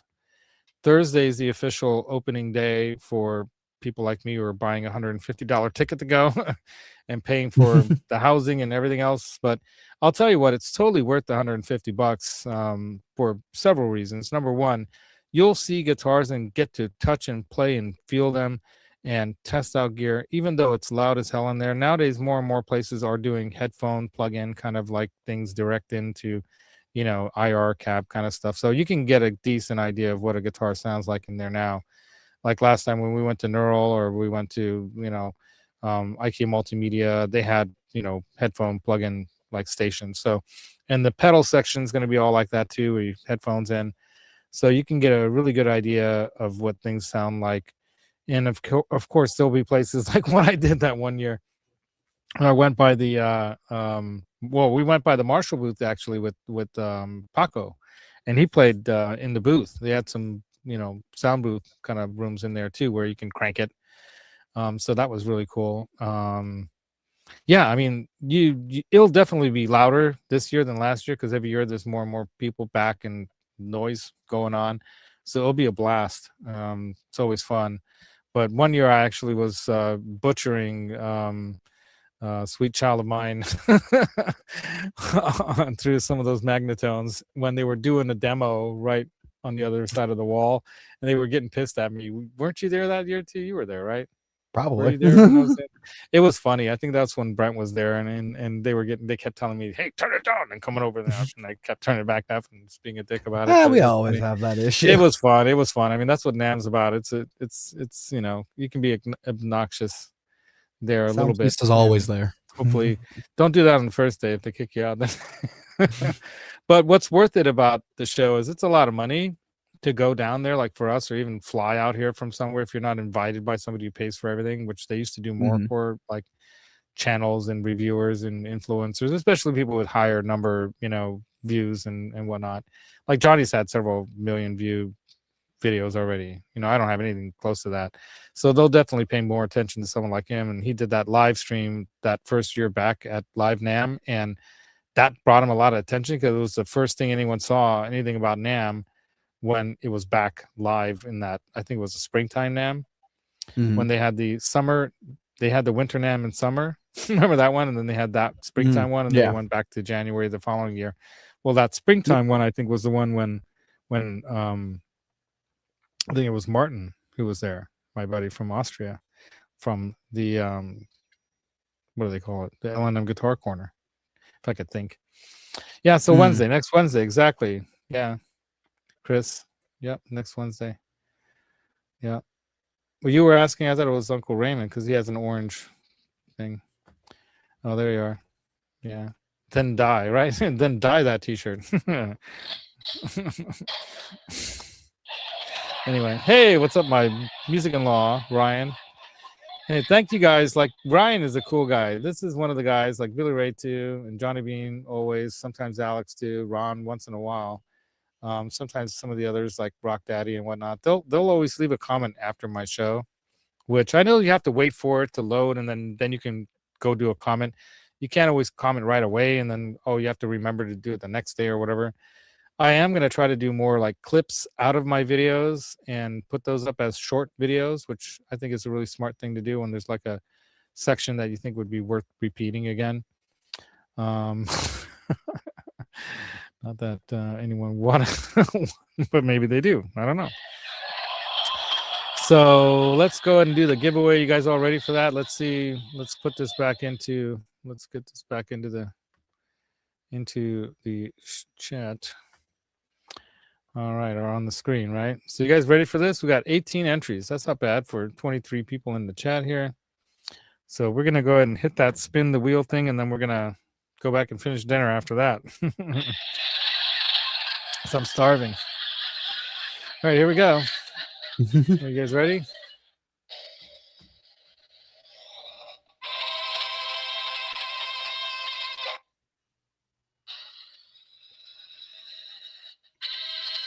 Lewis, right on. I think Lewis is owed.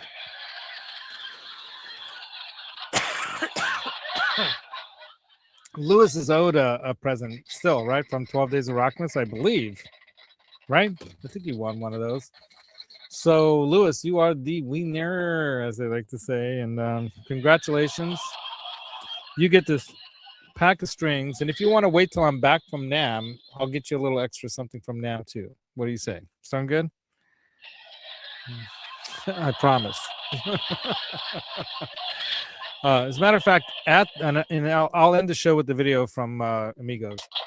As a matter of fact, we saw Brad Gillis there, right, Johnny? You saw him there, and I saw him there.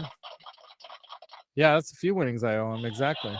I think Lewis has won before in the past as well. He's a longtime supporter. Thank you so much for viewing, watching, liking, all the things that we hope you people do out there to keep us doing this crazy stuff. I do it anyway, but I am going to be monetizing at some point. I got to get around to doing that. I tried to update the info or whatever it was I needed to do on AdSense, and it rejected me. So I did something wrong. So I don't know if I have to start an official business, or do I need to send them like my social security number or some junk like that? But I don't want to necessarily do that if I don't have to. Yeah, but whatever. That's a Johnny question. I think I asked Johnny. He didn't help me. No, I'm kidding. He'd help me. He would. But I should be able to figure that out on my own. It's not that hard to do, right? So once I get that going, and I'll do Patreon, and I'll do some mugs and t-shirts and stuff if you guys want stuff like that. It'd be cool. I'll try. Yeah, taxes, right, Johnny? Taxes. That's right. They want to get you for that. So yeah, the big amounts of money I'm going to be drawing in, they're going to get you a lot of tax money off me, right? Anyway, but the bottom line is that at least that way I can make it more interesting for you guys, and you can help me out keeping this going and maybe making it bigger, because I do have some big plans. Not only are we going to do the Guitar Mod Squad room or Studio B, but I'm also going to put together a lessons kind of thing of sorts. So I know you guys have heard me play guitar, probably not that great a guitar player and whatnot, but I have written some pretty good music. People have told me, what the hell are you doing carpentry work? You should be a freaking professional, But I've written some music, and I developed my own style of figuring out how to play not just keyboards but other instruments. And I came up with a method, and I've been, putting it down on paper and kind of thinking it through how I want to present it. I call it the happy method because it's hear and play instruments. It's all about letting your ear lead you to learning how to play music you want to learn to play, just by listening to it and learning what parts to pick out of it to first start with, to get an idea of where it's got to be going or where it should be going. And then I'll eventually build into how I figured out what later I learned were basically what everyone calls theory, but I figured it out on my own. And I never, wrote down, what this is and that is, but I did things like using color and using letters, like, this is A section, B section, C section of a song, or an intro or an outro or a bridge. You heard those words growing up from people. This is the chorus, and this is the bridge, and this is the bar. So I learned what those things were over time. But then I did take a couple music courses in junior college, and I had like a music appreciation class, a jazz class, and a classic music, classical, like I guess a theory class. Yeah, I took that in college. I didn't take it very far. I didn't get like a degree in it or nothing like that, but I learned enough on my own, and I realized, this is what they're calling it. I already knew how I did it, and I learned, these certain patterns, which were the intervals and chord shapes and things like that. And I'm like, okay, they call that chord or this chord or whatever chord, but it to me was the black and white keys, but they were all the same. You had 12 notes, right? Really 11. And then it repeats. So it's not that hard to figure out 11 notes of something, right? And then there's, of course, on other instruments like flutes to brass to, stringed instruments of other sorts that aren't malleted like pianos are. You have, in between notes and the bends that you can do on guitar or slide. And there's so many different aspects of what the sounds are that you make. And then you've got the gear and synthesis, especially for me growing up, and getting into, my grandmother had this funky organ keyboard thing that made all kinds of sounds and had built-in drum rhythms from all over the world, That's cool. Samba, rumba, polka, this, that, and the other thing. And I would mess around with those and learn the different chord structures from what some of the little writing was over there, like diminished and augmented chords and things. And I was learning those things. I didn't know what they were called, but I knew what they were, and I knew what they sounded like. And I'm like, that kind of goes with this kind of music. That kind of chord goes with that kind of music. These kinds of scales go with this type of music or that type of music. And then there's stuff out there that's just, like world music, where, you have instruments that don't even have a scale. They're making noise, they're making frequency sounds, they're making, like things with a synthesizer. I learned to do my first Juno 60, I can use an arpeggiator to go like that kind of stuff, like in Stranger Things or whatever, you know, Van Halen songs. Other people did stuff like that, you know. And then the organs and different kinds of organ style songs, everything from Voxes to Wurlitzers to, you know, Fender keyboards. I've played a bunch of those things over my lifetime. So there's a lot that I can teach you guys that maybe the average guitar player, for example, and I'm not saying average, you know, even a good guitar player might not know about some of these other aspects of music that I'll bring to you guys as a way of getting you to understand how music is made and how you can create your own and not be afraid of it. Just go for it. You know, there's too much of this, like sometimes competition, even in the music business, where, oh, you got to be at a certain level, or are you really a musician, or, you know, you know, if you're making music, even if you're just whistling, walking down the street, you know, it's music and you're being musical, and there's nothing, you shouldn't let anyone take that away from you as if somehow you're not good enough to be able to present, you know. I mean, you know, what was his name? Bobby McFerrin or whatever, tapping on his body and doing all that. Yeah. Don't worry, be happy and stuff. That guy made it all the way to Carnegie Hall doing that shit. So, you know, there's unlimited possibilities, even with AI out there making all this mediocre stuff. I'm just saying, people are going to get bored of that stuff real fast. And yeah, some of it can be really, really good and surprisingly good, but it's still not live music created by a person with real emotions. It's stolen from other musicians. It's actually taken from them. With some of them don't even give the permission to use it. And so I have a problem with that, obviously. I think it's unfair. Spotify and some of these companies, how they've not just stolen people's music and given not even pennies for it, you know. But now they're you know, signing up with AI to steal, you know, these people's identity or whatever you want to call their style. And so I have a problem with that.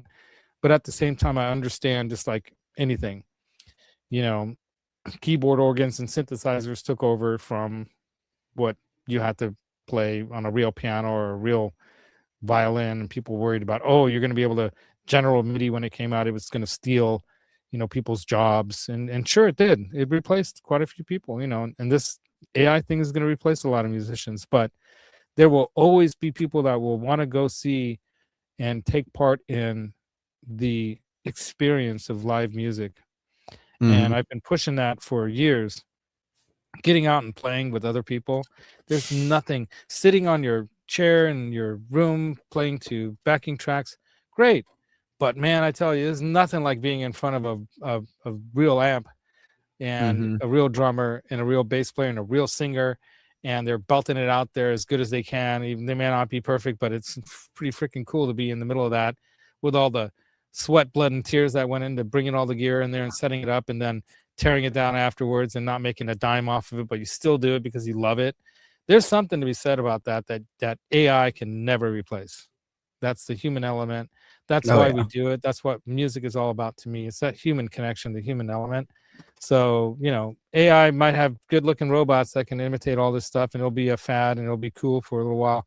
After a while, people are going to be like, you know, give me some fucking real music. and I said the F word, but I think well positioned in that line of ranting, right? Anyway. Right, you guys. So what do you guys say? Oh, you brought a band, dude. Yeah, right. 1985, dude. Hell yeah, that was right about when I got mine. Yeah, and then I got a 106, and then I got a 106, and then I got an 880 controller with a Kurzweil, like you know, rack mount, a rack or whatever, and then I got some Jupiter. I think it was called the Jupiter JV something 800 or something like that. And then I got a JD 800, and then I got a really cool Roland keyboard called the VK 1000, a really killer organ kind of thing, and it had built-in effects and everything, very similar to this, but it was 70, how many keys? 72, 70, I can't remember how many keys is when you have like another level, another octave. Anyway, yeah, it was cool. I think 76. Anyway, yeah, man, I missed that thing. I sold that at a decent price for somebody. So the Crop Fest, right? The crap fest. Yeah, that's what a lot of the AI stuff's going to be. It's a crap fest of music, right? It's like Muzak and even worse. You missed a little bit up what Chris also said in the chat earlier. Oh, music that smells. Yeah. You will go up a little bit farther. Like some of the even further. Okay. I don't know. A little bit. C&G. I don't know. I'm not gonna keep digging for that. Gotta find Chris's stuff. But thank you, Chris, for your input. But like what this one guy said about the Beatles concert at the Cow Palace. One of the things that was really like you had to be there was the smell of the sweat of the women in the audience. Yeah. They were so excited to see the Beatles, and they were screaming and crying, and the sweat and the tears and probably some blood exchanged between, you never know. There was a lot going on out there that night. And 1964, August, I think, was it 19th or 12th or something like that. My mom was there, so she talked about that on my Music is Therapy show on Sunday. Go check out my Sunday show. And thank you, Johnny Bean, at Music Therapy Labs. That's right. Go check it out. And don't forget, after the show, hit that comment thing. And then let's go ahead and play you guys a little video from the Amigos show, and then I'll upload this separately so you guys can really watch the whole thing. But at least to get a taste of what that Amigo show was like. This is like an hour-long version of it, so there's a lot. You're not going to see the whole thing here, obviously, but here we go. All right, let me see if I got it going right. Oops. All right, where we go? Music Therapy Labs back. I'm wearing my Trower shirt. That's right. Robin Trower. Got Bailey Rich here hanging out. He's got his Hendrix hat on. And we're going to check out some more guitars here at the Amigo Guitars. Hold on, let me turn down the heat on the... Oh, look, they got the Moon Pie guitars. The Moonstone or Moon Pie guitars. They're the Moonstone, but Phil McKnight was talking about somebody coming in. These are the best guitars ever made, man. And they were called Moonstone, but he couldn't remember what it was called. It says something like Moon Pie. I remember that. The Moon Pie guitars. My work phone bring in while I'm there. Moon Pie. 1981 Moonstone. It's pretty amazing looking. Can you guys hear it all right, or is it too loud? Or? No, it's fine. Right on. Very nice.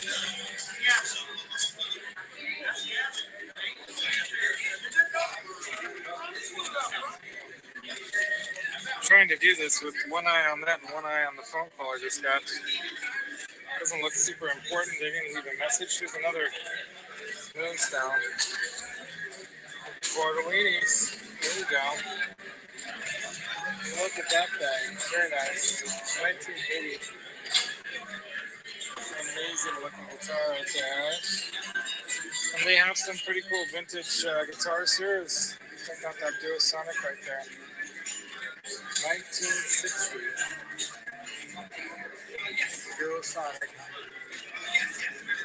It's pretty nice.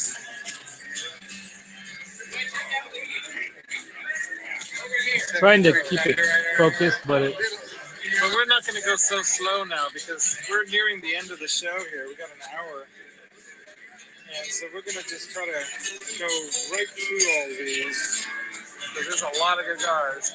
Hey, Holly. Very nice. Flame looks like flames. Quilt looks like larger flames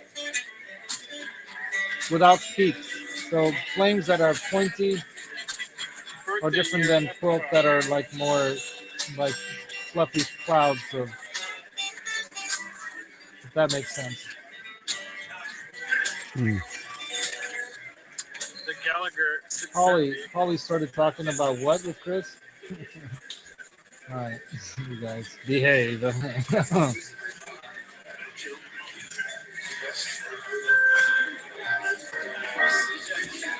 Yeah, some really nice acoustics there. I saw some really nice Gibsons that I was like jonesing after. J200s and whatnot. Jazz guitar there. An old These aren't vintage your Epiphone. daddy's guitars. These are your grandpa's guitars. Your grandpa's. Look at that thing, 1948. I think that's a Guild or a Gibson. I don't know. Gibson. Yeah, look at that. Wow. Very, very nice. You can get yourself a vintage Gibson for under $2,000 like that. That's pretty cool. Looking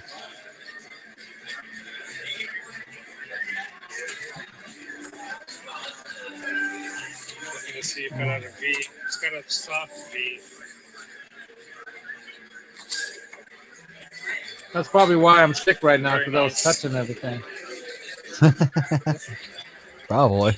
At least I get it before I go to Namm. Right. Johnny Bean. Johnny's like scouring for parts. Pardon me, Rich. Parts. Parts. Well, Not sports, Chris. Parts. Lots of stuff. Namm tracks, that's right. Holly, have you been to Namm? That double cut single 90 pickup. That double cut there is cool. There's a lot of great guitars there, man. There were several Fender Strats I would have wanted to buy, and there's so many Les Pauls that were just amazing. What's funny is my buddy Andy ended up buying something on Reverb that he was eyeing while we were at that show instead of one of the Les Pauls that he saw there. Mm-hmm. That's kind of funny. He was laughing about that. Is he really? Oh.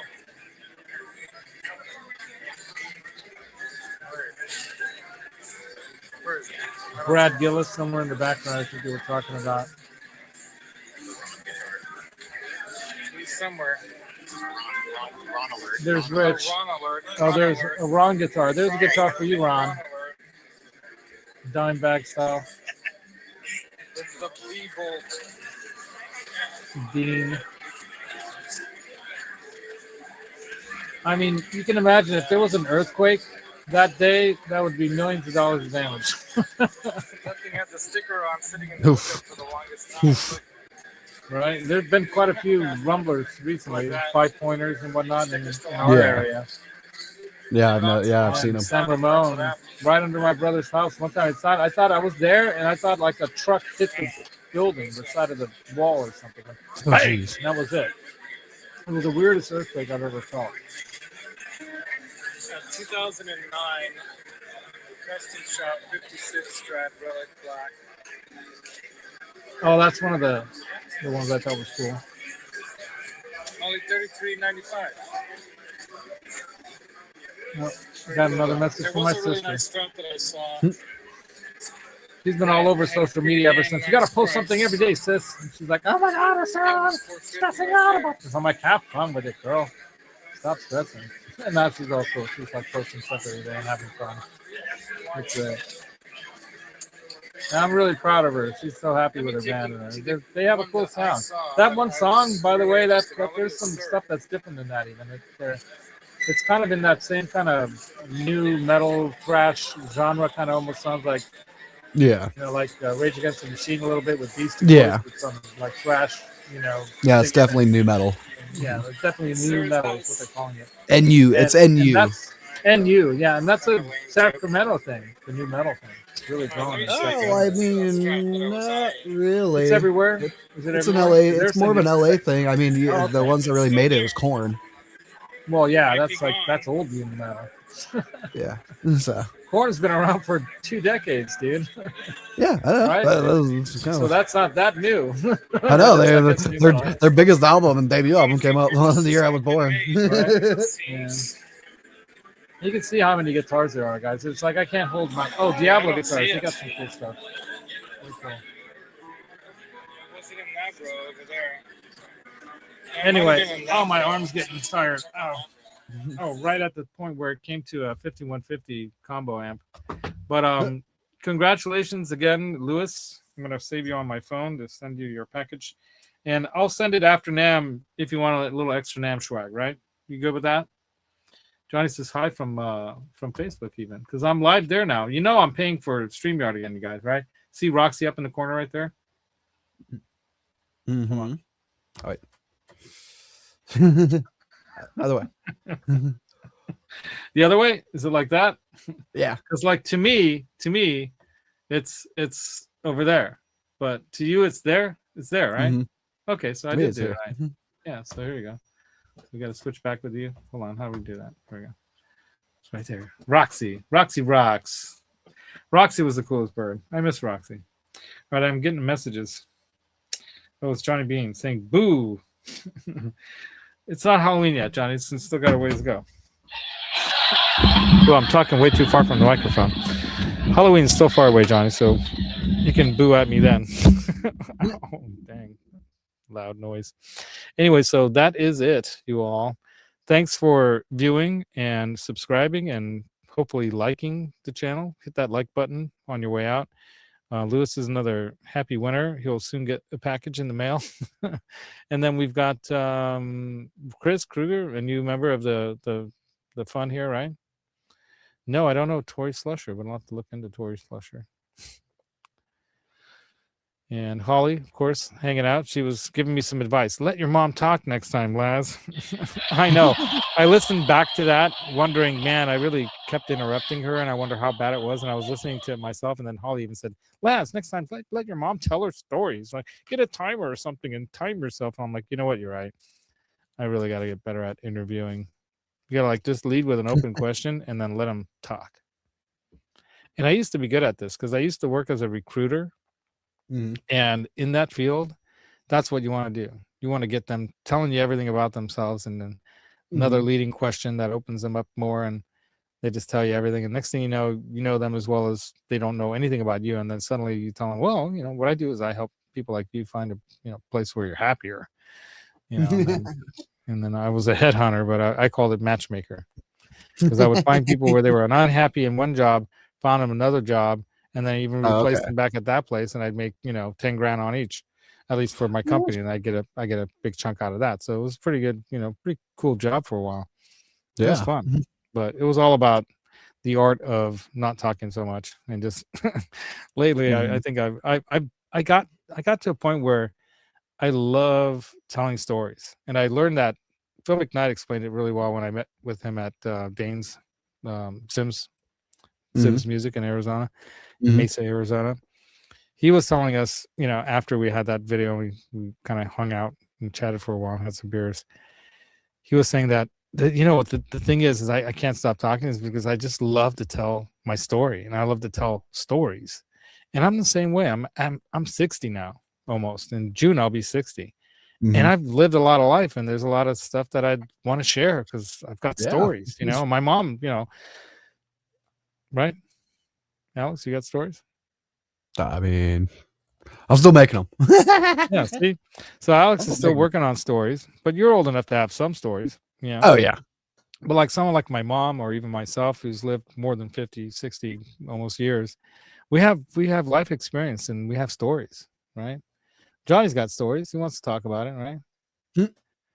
Yeah, right, Holly, Peggy, you guys both love the mom show, so she does want to come on again. It was really, really, just so you all know, it was super hard to get her on the show. And I finally told her, Mom, you're not going to be able to tell your stories much longer. And besides, this will be, recorded and kept. I'll have this as something I can share with Hannah's grandchildren about you. And she can watch these stories about you talking about what it was like to come to America as a young refugee Hungarian from a communist era country. There's great stuff to talk about like that. Yeah, you're 61. See, right on, Chris. Yeah, man. So we have some life stories, and we want to tell them. But when you have an interview show going on, and you want to have that person tell their stories, I got to get better at getting out of the way. One thing I hate is right. The one thing I hate is that I watch a lot of other podcasts. And the last thing you want is there to be silence.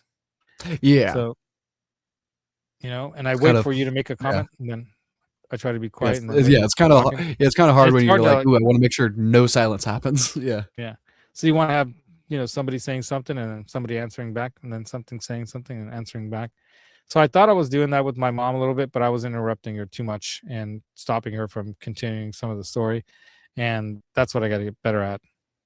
Johnny does a pretty good job with interviewing people. right? Yeah, he does that Namm a lot. Yeah. So, whole time he'd be talking. Yeah. At least there So when it's silence, it's not silent. Yeah, that's true. There's not a lot of silence there. You can end up be people watching, people hearing, and you're like, oh, what just happened over there? Johnny's only 29 and he's still got stories. All right. So thanks again, you guys, for coming on, watching the shows. Share the shows, please. Try to help me grow this thing. I'm trying to get to 1,000. I'm at 950-ish right now. So we're knocking, we get a couple subscribers every week and lose another one or two or something because I say something political or whatever. I'm a Californian. I'm sorry, man. I grew up in the Bay Area. I mean, I'm not a hippie, but I had long hair in high school and I was a rocker. I love jazz music, classical music. I'll even listen to country if it's good. I don't hate on anybody, but I don't really appreciate stupid very much. And so when there's a lot of stupid stuff going on and I see it happening, I can't not call it out for what it is, man. So that's part of what I feel, is a little bit too much stupid going on right now. And even if it's purposeful, like in other words, some of the politics, it's purposefully being stupid because it's almost like, look, we can be stupid and you can't even do anything. So it's almost like rubbing it in your face, you guys understand what I'm talking about. And I'm not either on one or the other side of the political spectrum in the sense that I've always been somebody that goes after what I think is good policy for our country and for the world, and both sides have been doing things so horribly badly recently. So I'm sorry, man. It's just George Carlin was right, just watch some of his stuff on politics. It's great because he basically spells it out. It's all a game being played by those in power, and we're all just, having to deal with it. But yeah, right. Pretty much. Peach? Pretty Is that a much. strawberry, a peach, or what is that? That is What a is peach. What's that? It is an eggplant. Eggplant. All right. Peach and so eggplant. I guess that means it's time to go. Johnny, who taught you that? Yeah. CC would know, right? Exactly. CC would know, right? CC's got a great guitar, by the way, coming to him, or did he already receive it? Did you send it, Ron? Are you still here? That 5150 guitar that we put together with parts I got, and Johnny got the guitar in his hands from CC and messed around with it, and we finally got it to Ron. Johnny's having drinks now. Uh-oh. Watch out. Watch out when Johnny starts to have anything that's going to mess with his mind. Things go south real fast. That time he got hotboxed in that one room with somebody of his. He's like, I've never been high before. And like he's describing exactly what it's like to be high on what. Anyway. So watch out, Johnny, when you're in LA this coming week. Be careful who you're hanging out with, man, because you might get exposed again. All right. Thanks again for joining, you guys. Don't forget the secret to tone in your mind, but the feel comes from your heart. Put it together with musical instruments and friends of yours and rock the heck out. And that's it. Show over.